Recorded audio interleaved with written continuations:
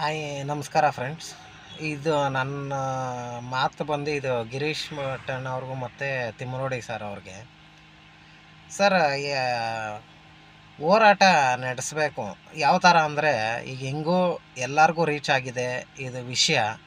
ಹಂಗಾಗಿ ನೀವು ಒಂದು ದಿನ ಒಂದು ಪ್ಲೇಸ್ ನಿಶ್ಚಯ ಮಾಡಿ ನಾವು ಎಲ್ಲರೂ ಪ್ರತಿಭಟನೆ ಕೂತ್ಕೊಂಡು ಅಲ್ಲಿ ತೀರ್ಮಾನ ಆಗೋದಂಕ ಎದ್ದೊಳ್ಬಾರ್ದು. 2 ದಿನ ಆಗಲಿ, 3 ದಿನ ಆಗಲಿ, 1 ವಾರ ಆಗಲಿ ಅಲ್ಲೇ ಇರಬೇಕು. ಎಷ್ಟು ಸಾವಿರ ಜನ ಬರ್ತಾರೋ, ಲಕ್ಷ ಜನ ಬರ್ತಾರೋ ಸೇರಿಸಿ ಅಲ್ಲೇ ಇದ್ದು ಬಂದು 1 ಅವರ್ 2 ಅವರಲ್ಲಿ ಹೋರಾಟ ಮಾಡೋದಲ್ಲ.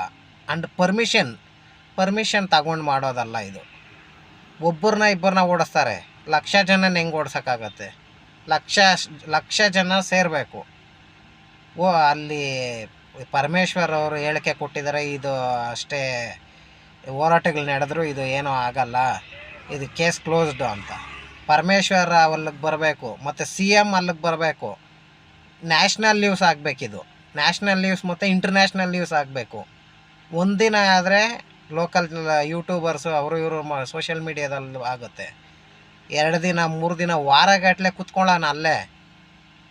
ಉಪವಾಸನೋ ಇಲ್ಲ ಊಟನೋ ಏನೋ ಒಂದು ಕುತ್ಕೊಂಡು ಮಾಡೋಣ. ಈ ಥರ ಮಾಡಿದ್ರೆ ಆಗುತ್ತೆ. ಸುಮ್ಮನೆ ನಾವು ಎಲ್ಲೋ ಕುತ್ಕೊಂಡು ನಿಂತರೆ ಆಗಲ್ಲ. ಟ್ರಾಫಿಕ್ ಆಗಲಿ ಏನೇ ಆಗಲಿ ರೋಡಲ್ಲೇ ಕುತ್ಕೊಳ್ಳೋಣ. ರೋಡ್ ಮಧ್ಯನೇ, ಇಲ್ಲ ಬೆಂಗಳೂರು ಹೈವೇ ಮಧ್ಯಲ್ಲೇ ಕುತ್ಕೊಳ್ಳೋಣ. ಎಷ್ಟು ಜನನ ಅಂತ ಓಡಿಸ್ತಾರೆ, ಎಷ್ಟು ಟ್ರಾಫಿಕ್ ಆಗುತ್ತೆ. ಎಲ್ಲದಕ್ಕೂ ಪರ್ಮಿಷನ್ ತಗೋಬಾರ್ದು. ಮಿಲ್ಟ್ರಿ ಅವ್ರು ಹೆಂಗೆ ನಿಂತ್ಕೊಳ್ತಾರೆ ಹಂಗೆ ನಿಂತ್ಕೊಳ್ಳೋಣ. ನಾವು ಶೂಟ್ ಮಾಡ್ತಾರ, ಮ್ಯಾಕ್ಸಿಮಮ್ ಶೂಟ್ ಮಾಡ್ತಾರ. ಅಷ್ಟು ಜನನು ಶೂಟ್ ಮಾಡೋಕ್ಕಾಗುತ್ತಾ? ಒಬ್ಬರನ್ನ ಶೂಟ್ ಮಾಡ್ತಾರ? ಮಾಡಲಿ, ಸೋಲೋದು ಬೇಡ. ಈ ಥರ ಮಾಡೋಣ. ಟ್ರೈ ಮಾಡಿ, ಆಗುತ್ತೆ. ಮ್ಯಾಕ್ಸಿಮಮ್ ಪ್ರಯತ್ನ ಮಾಡಿದ್ರೆ ಆಗುತ್ತೆ. ಈ ರೂಲ್ಸ್ ಪ್ರಕಾರ ಹೋದರೆ ಆಗೋದು ಗ್ಯಾರಂಟಿ ಆಗಲ್ಲ. ಪರ್ಮಿಷನ್ ತಗೊಂಡು ಸ್ಟ್ರೈಕ್ ಮಾಡಬೇಕು, ಹೋರಾಟಕ್ಕೆ ಪರ್ಮಿಷನ್ ತಗೋಬೇಕು, ಇವೆಲ್ಲ ಆಗದೇ ಇರೋ ಕೆಲಸಗಳು.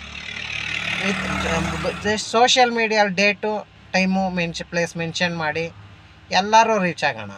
ಒಂದೇ ಸರಿ ರೀಚ್ ಆಗಿ ಅದೇನೇನಾಗುತ್ತೆ, ಎಷ್ಟು ಸಾವಿರ ಜನ ಪೊಲೀಸವ್ರು ಬರ್ತಾರೆ, ಬರಲಿ.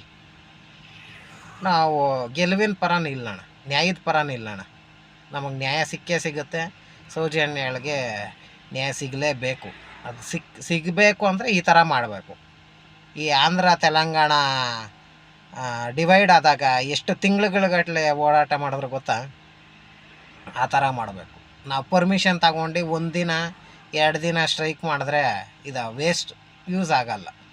ಆ ದಿನದ ಕೆಲಸ ವೇಸ್ಟ್ ಆಗುತ್ತೆ ಹೊರತು ನ್ಯಾಯ ಸಿಗೋವರೆಗೂ ಹೋರಾಟ ಮಾಡಬೇಕು, ನಿಲ್ಲಬಾರ್ದು. ಇದು ನನ್ನ ಮಾತು.